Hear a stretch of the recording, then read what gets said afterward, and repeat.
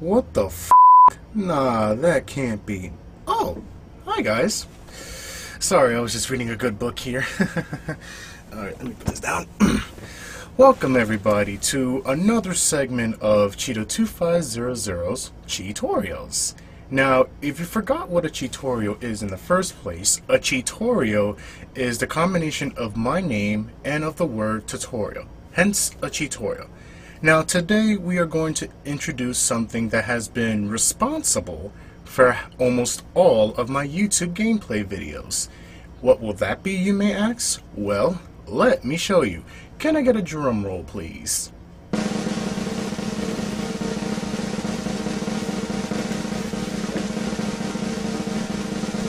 Ta-da! The Avermedia Game Capture HD. High definition, if you forgot what HD means. Now, this capture card has been responsible for, like I said, all of my gameplay videos. High quality, in fact. And therefore giving you the best experience and the best sound ever in the market. But that's just my opinion, of course. But for now, let's just take a look at the box itself, shall we? So, let me show you the specs.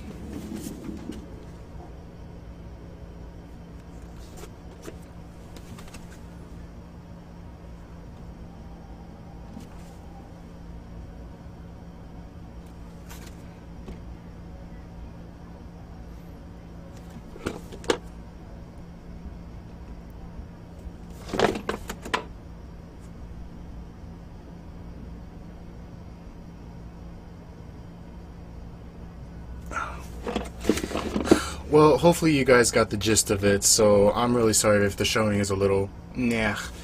Alright then. So, let's get started on the actual capture card, shall we? Which I will explain how it works. Now basically, the capture card will work if you have everything connected at once, which I will show you at a later time. So, let's see the actual capture card, shall we?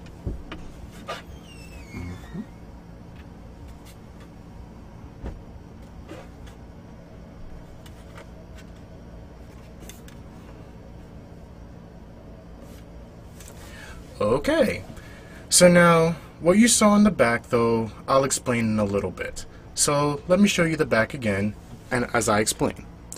Now, if you look up here, though, the back is divided into quadrants, as I call it, north and south.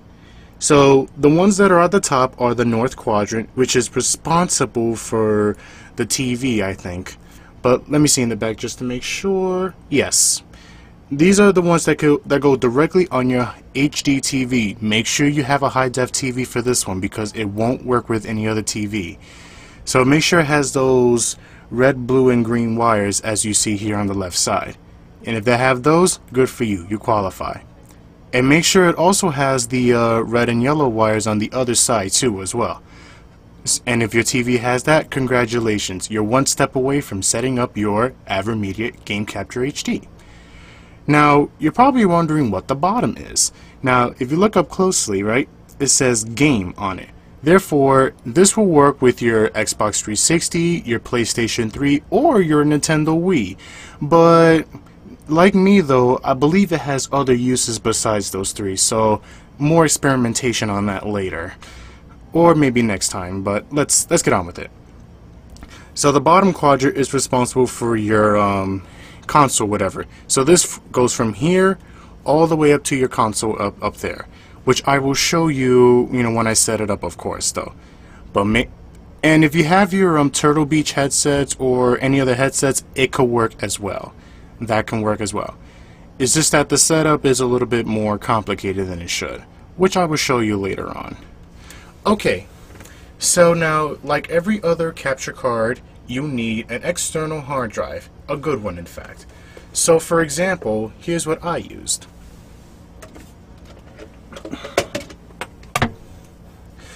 I used a Toshiba 1 terabyte hard drive. Here you go. And therefore it got two components like a wire and stuff. Here, I'll disconnect this for a moment. So we have the connector to the hard drive here, and the USB which connects to the hard drive itself, which I will show you right now as an example.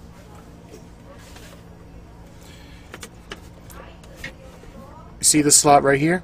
Goes right there. Voila. Okay. So if you have a good hard drive SO, then you're good to go. But if you need to buy one, then I believe Target or Staples or maybe Best Buy have some for you right there. So please check them out if you do. Or try eBay. I don't know. I don't care. Last but not least, how to control the capture card. This little remote right here. Simple, right? So basically, it has a couple of functions. The red dot is the record function, which allows you to record your gameplay, which I will explain. The one on the right of it represents snapshots. Basically, you could take pictures of it. For example, if you're on Halo Reach, for example, and you have to submit your screenshots and you have to go to the website and download them, no need for that anymore. This doohickey will take you screenshots, I'm sorry if my voice is a little cut off, in a fraction of that time. So yeah. And the other functions, you have the delete key, you have your color info, your slow. Basically, this remote does it all, so don't worry about that. And now for the setup though. Okay, for this to work though, I'm gonna need at least 5 to 10 minutes to at least set this whole thing up. But you know what though, I'm not gonna make you wait 5 to 10 minutes. So instead, we're going to time travel forward 5 to 10 minutes. So everybody, keep your eyes on the screen, okay? Keep your eye on it, wait for it, and activate.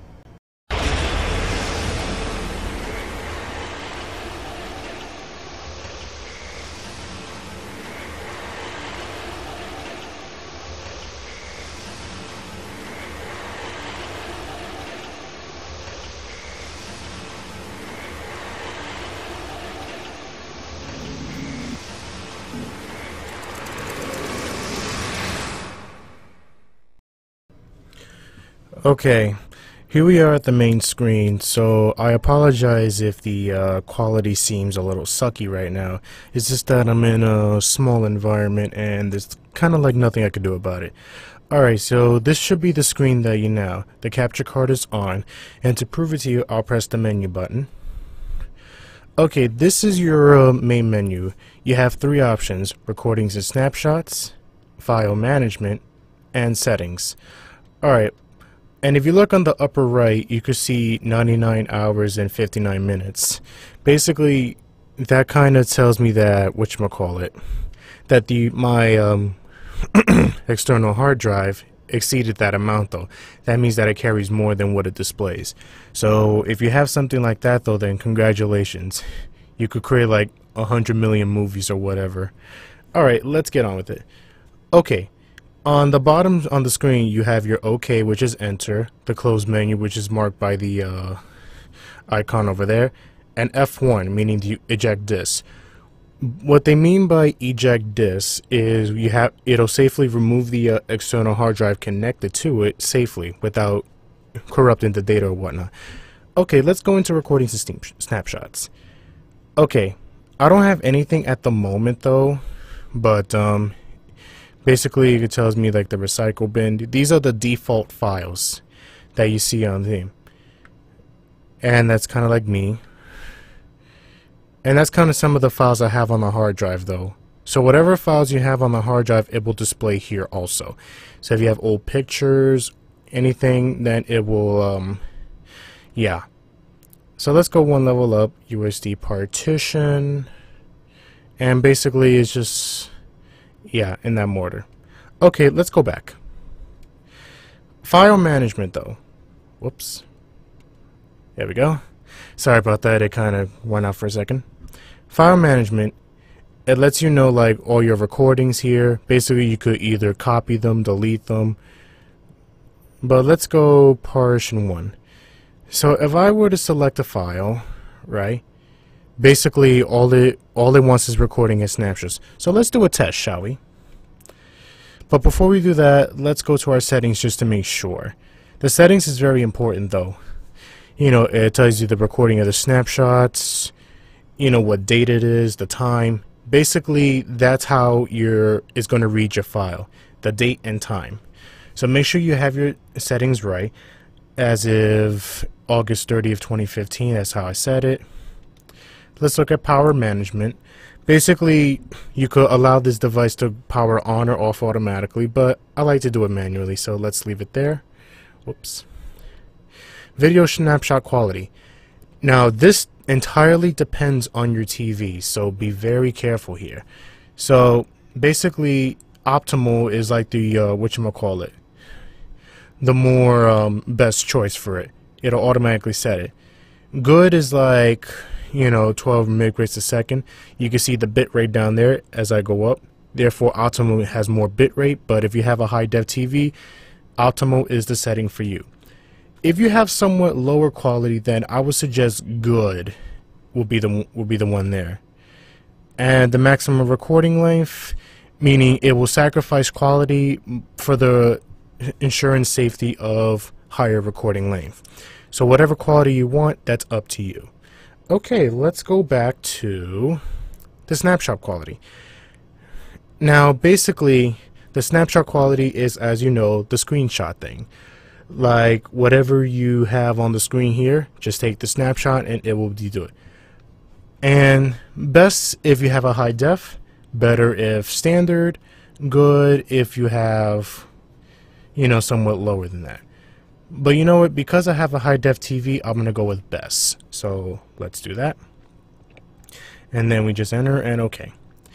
Disk management, storage destination and disk information. Now, this is very important too as well. If you look at that green check on the lower right of the screen, it means that the thing functions properly. The hard drive is good, is ready to record, everything is good. However, if you see an exclamation mark with a triangle, that's like a danger zone, that's like a little bit of a warning sign. Basically, your recording may have some problems during the session, so make sure that it's on the green check though. And if it is, then good for you. Alright, let's go back. Now the information on the disk though, it will let you know, I'm sorry about that, I'm a little bending down at the moment. It will let you know like what type it is there, like for example my Toshiba hard drive. This tells me that it has 931 gigs of capacity, 12 gigs is being used, and the amount of free space, yeah. Basically I could just make hundreds of videos with this one. Now in this option though, you could either format the disk, which will wipe everything off the disk and reconfigure it inside so that way it could be compatible with other systems, or just eject it from here. And I believe that's it though. Oh, never mind. You could choose to upgrade the firmware and everything else, but because my recording last time was pretty good though, I'm going to ignore this for now. So basically, it's very important to upgrade, but it'll let you know if it's the highest quality, all that stuff. So no need for that one for the moment. Alright. You could also restore it to the factory default settings from when you first got it though, just in case you kind of screw up or whatever. And if you want more information, here it is. Basically, this is the Game Capture HD. I never quite rename it yet. And this is my model number, C281. Basically, if your capture card messes up though, you have to write down the model numbers so that way they can get you an exact copy of that capture card. Now the firmware version, I believe that's the highest at this moment, and some versions, the MCU, it's kind of like that. And I believe that's it for the moment. Okay, now how does it work? Remember the red button I told you about? Basically, if you go like this though, press the red button, and you have to give it a moment though. That little thing on the upper right will represent that it's now recording. So now, while the capture card is on though, be very careful. The screen will react half a second after your button presses, so be very careful here. Now, if I were to do this though, go here to the party. But if you want to see some of my previous tests though, the links of my tests is down in the description, and be very mindful here. So this is just a little test here, and when you're done, just press the record button again. It'll save the file for you, and therefore,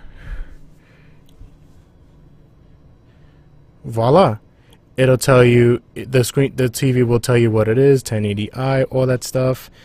Now, to access your recording, go to Recordings and Snapshots,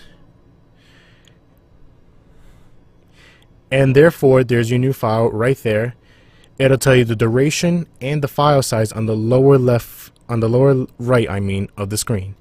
Now all you have to do is just play it by pressing the play button. It'll load up the recording here, and therefore it will play the recording that I've done. Now let's see how it works.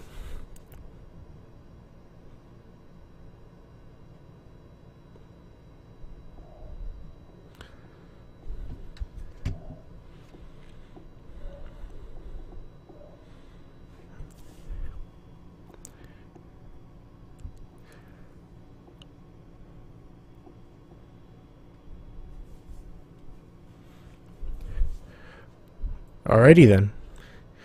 At this time it stops, and therefore the recording was a success.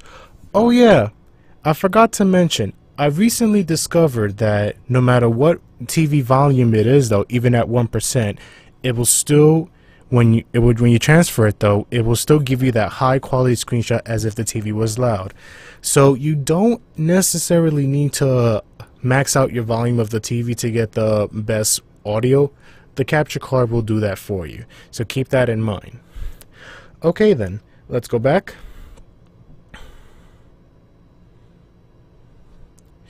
And we could do something with the file. We could copy it, delete it like I said, but we didn't have one earlier. So now that we do have one, let's go down, and there's your file right there. Now that little square in the upper right, if you can see it though, it's unshaded. When you click it, it's full. Now you could either select all, deselect all, you could delete it. Don't worry about those two other ones up there. It's when you like have other systems connected to it, so don't worry about that. Alright, so let's say that this recording's crappy. You want to do it over. Simply delete.